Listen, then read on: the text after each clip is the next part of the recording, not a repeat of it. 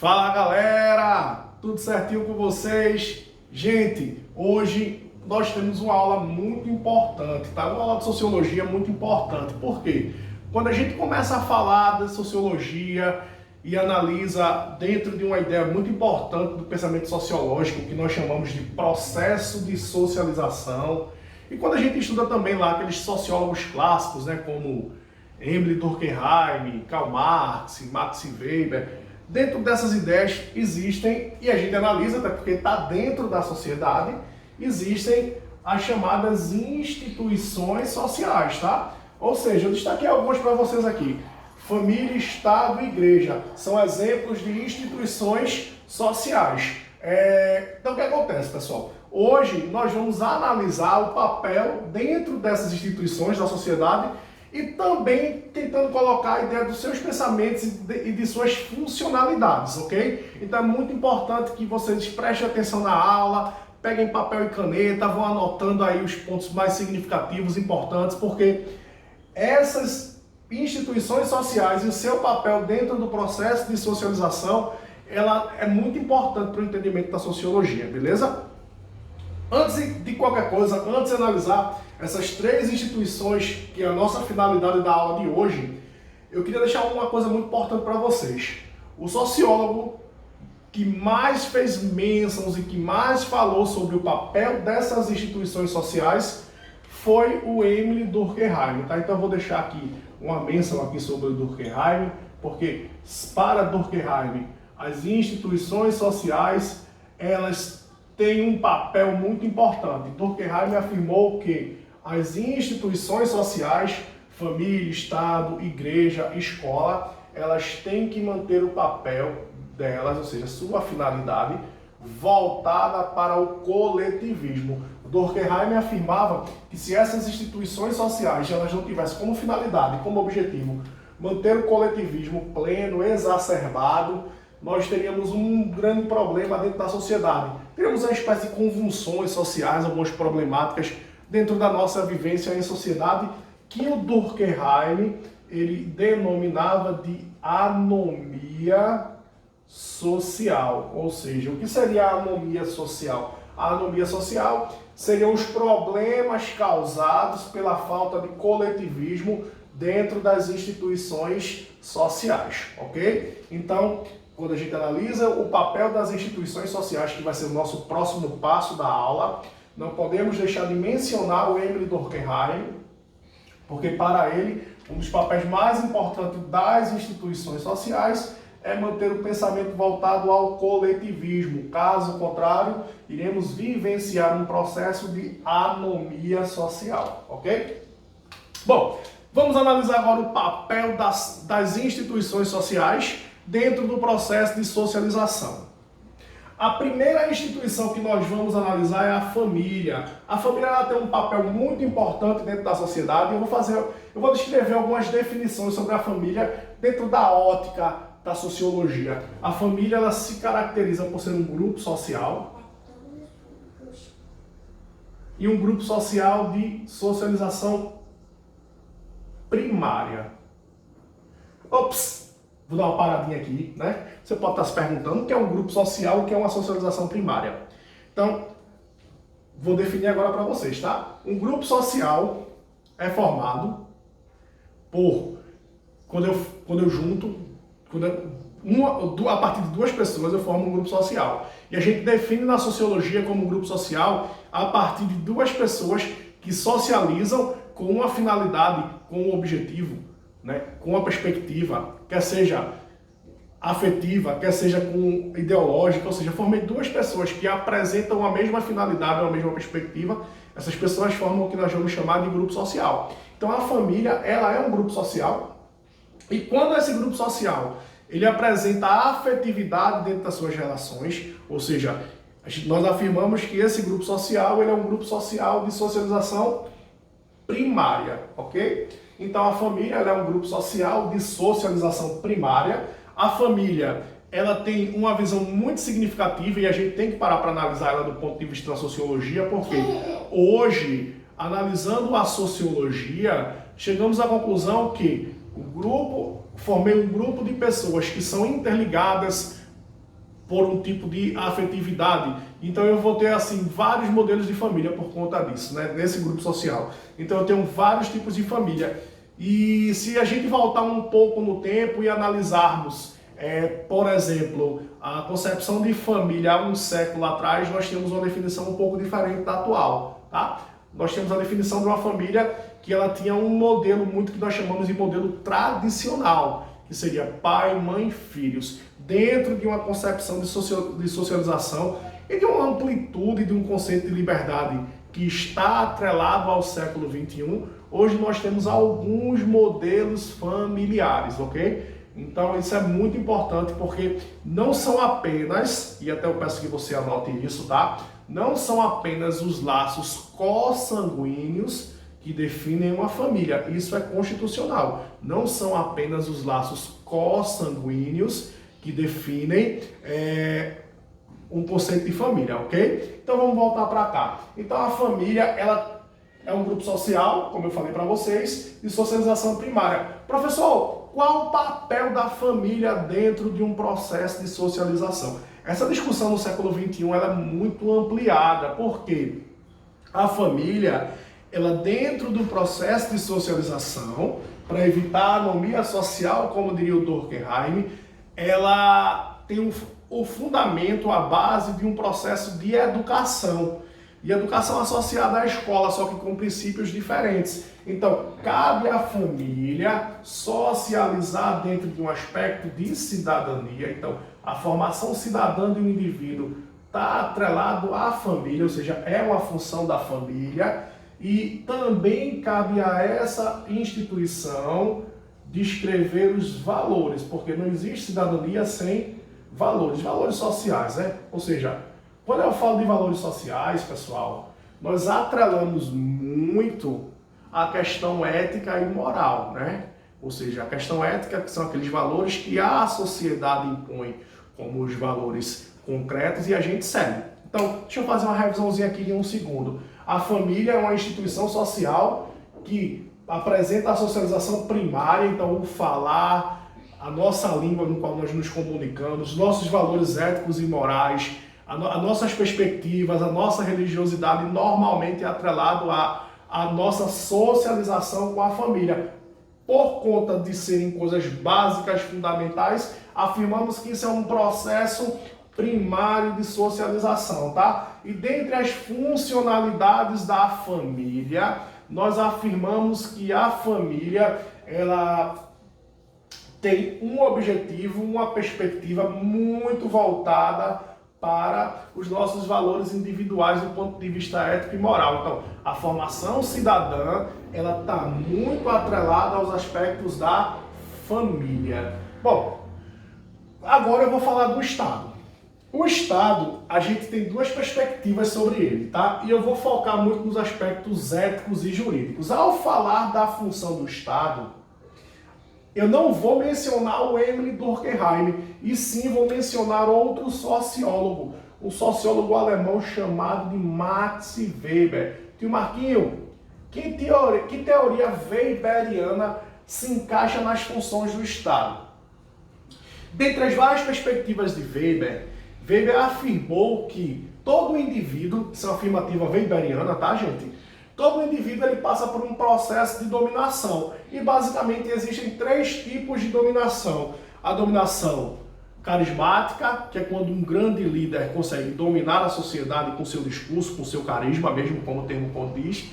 A dominação tradicional, que as pessoas se deixam dominar por conta das questões, aspectos culturais, históricos ou coisas do tipo. Um exemplo de uma dominação tradicional era o senhor de engenho no período colonial. As pessoas sentiam aquela dominação diante da sua funcionalidade. E o que Weber chamava de dominação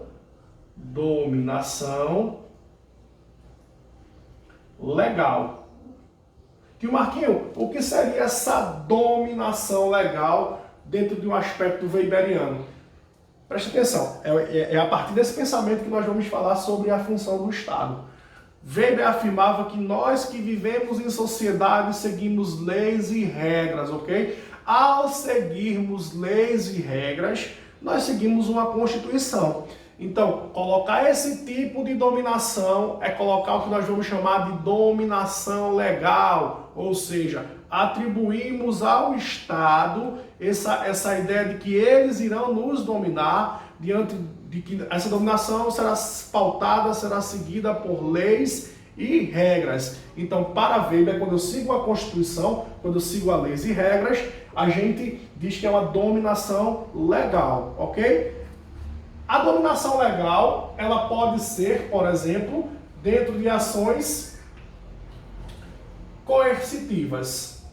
Então vamos lá. O Estado, ela é uma instituição social que por meio de ações coercitivas, eu botei coercitivos, pode ser também, mas a narrativa ser coercitivas, ele mantém o que dentro da sociedade? Quais seriam as funções dessa instituição social? Manter uma ordem, eu vou botar entre aspas, tá? Manter uma ordem por meio das leis. Eu posso também colocar o Estado dentro de uma funcionalidade normativa ética. Eu posso colocar o Estado dentro das suas funções que estão pautadas em uma coisa muito importante, que toda nação soberana tem.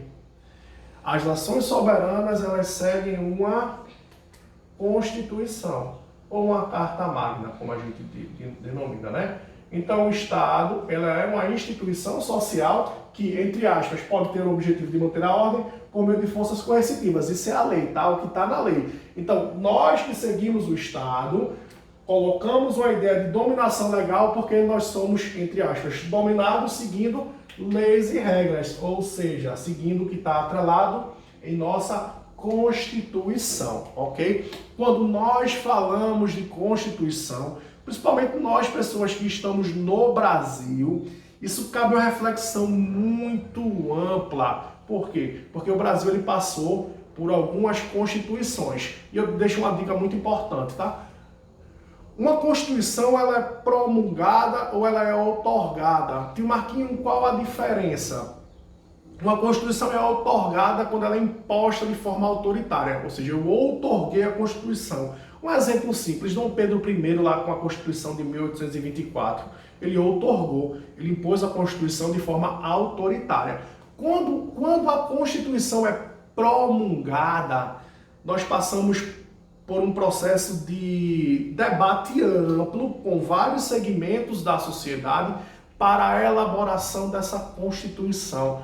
E essa Constituição promulgada, ela tem um cuidado, ela tem uma preocupação de garantir para o indivíduo que está na sociedade uma participação dentro da construção dessa Constituição. A nossa Constituição, a última atual, ela foi promulgada, ou seja, se criou uma Assembleia Constitucional com ampla participação de diversos setores da sociedade.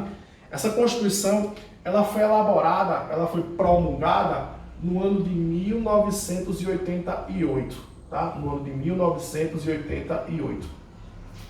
E a grande curiosidade é que essa Constituição, ela é denominada de Constituição Cidadã. Essa reflexão é muito importante porque um dos principais objetivos da nossa Constituição atual é nos garantir o direito de ser cidadão, o direito de ir e vir, o direito ao voto, né? O direito da liberdade de expressão plena, mas não esquece que tudo isso que está na nossa Constituição, ele está atrelado a valores éticos e morais, ou seja, tudo que nós fazemos está pautado em normas que a sociedade ela coloca como verdadeira para que a gente tenha um mínimo de harmonia na convivência dentro da nossa sociedade, ok? E não podemos esquecer que uma das funções do Estado é nós seguirmos as leis que estão impostas dentro da nossa Constituição. E o Estado, ele pode, para manter essa ordem imposta dentro da nossa Constituição, ele pode utilizar de meios coercitivos, tá? Então essa definição é bem significativa e o nosso sociólogo Max Weber, ele denominava isso aqui de dominação legal, ok? Bom, vamos falar da terceira instituição no qual iremos analisar hoje, que é a igreja. Tem um ponto muito importante quando a gente fala da ideia e do papel da igreja dentro da sociedade. A igreja ela é um grupo social, tá? Como a família também é um grupo social. formei duas ou mais pessoas com a perspectiva, com a finalidade, com o objetivo, nós afirmamos que isso é um grupo social. Só que diferente da família, a igreja ele é um grupo de socialização secundária. Tio Marquinho, qual a diferença? Vê só, gente. A socialização secundária ela ocorre quando a gente não tem meios para afirmar que todas as pessoas que fazem parte daquele grupo social, ou seja, duas ou mais pessoas com a mesma finalidade, com o mesmo objetivo, elas são interligadas por laços afetivos. Vou sempre dar um exemplo bem bastante simples para que você entenda isso. Estou no culto evangélico com 1000 pessoas lá no culto, ou 1000 pessoas dentro de uma igreja católica e todos assistindo à missa. Tenho como afirmar que todas aquelas pessoas que estão ali estão interligadas por laços afetivos? Ora, eu não tenho. Então aquele ato ali é um exemplo simples de uma socialização secundária. As pessoas estão ali com a mesma finalidade, o mesmo objetivo, quer seja o meio da fé, quer seja a crença naquela instituição, enfim. E formam o mesmo grupo, mas eu não posso afirmar que eles socializam de forma afetiva. Então é um grupo secundário. Tio Marquinho, qual o papel da igreja dentro do processo de socialização? Antes de qualquer coisa, religião é cultura, né? Se cultura é hábitos e costumes de um povo em uma determinada região, vou falar bem devagarzinho, hábitos e costumes de um povo em uma determinada região, os hábitos religiosos fazem parte da nossa identidade cultural. Mas, dentro de um processo de socialização, essa instituição social ela tem um papel muito importante, tá? Ela propaga muitos dos valores éticos e morais, porque a maioria das instituições sociais e as igrejas elas têm um papel de socialização muito importante. Os valores que o indivíduo coloca dentro da sua identidade cultural, dentro dos aspectos éticos e morais, ela é socializada também pela igreja. Nós não podemos menosprezar esse tipo de coisa. E em falando de igreja, também tem um ato muito importante aqui no Brasil. O Brasil, ele passou por alguns fenômenos religiosos que cabe uma reflexão sociológica sim, tá? O Brasil, ele partindo do princípio da colonização, nós sabemos que o Brasil ele foi colonizado pelos europeus, o português, que veio para cá e trouxe a sua religiosidade, uma tradição católica cristã muito forte. Só que os africanos vieram da África para cá e, como eu falei para vocês, religião é cultura. Ora, se religião é cultura, consequentemente, os africanos vieram com a sua religiosidade. Só que tem um fato muito interessante. E os nativos que viviam aqui também tinham a sua religiosidade. Quando os portugueses vieram para cá, o Brasil ele era um país oficialmente católico, porque seguíamos uma tradição do colonizador, no caso de Portugal. E, do ponto de vista constitucional, o Brasil ele tinha uma religião oficial até o ano de 1891, que quando o Brasil criou uma nova Constituição, até mencionando o outro lado aqui, foi a primeira Constituição brasileira a declarar o país, no caso nosso Brasil, um país laico. Que Marquinho, o que é isso? Ou seja, um país laico é um país que não tem uma religiosidade definida, onde as pessoas têm a liberdade religiosa e podem optar por qualquer religião. Como eu sempre digo, num país laico eu posso ter qualquer religião, inclusive religião nenhuma. Então o Brasil é um país laico. Só que tem um fato muito interessante. Diante do período colonial e os africanos eles que vieram para cá com a sua religiosidade não terem naquele contexto histórico a liberdade religiosa para manter a sua religiosidade ativa, eles atrelaram as suas festividades africanas às datas das religiosidades católicas. E isso criou no nosso país o que nós iremos denominar de sincretismo religioso. Criou no nosso país um chamado sincretismo religioso. Pois bem, gente, entender a ideia da socialização e entender os nossos valores sociais, cabe muito analisar o papel das instituições sociais na nossa sociedade, ok? Gente, vou deixando um beijo grande para vocês. Fiquem na paz e qualquer dúvida é só me procurar, tá bem? Tchau, tchau. Valeu!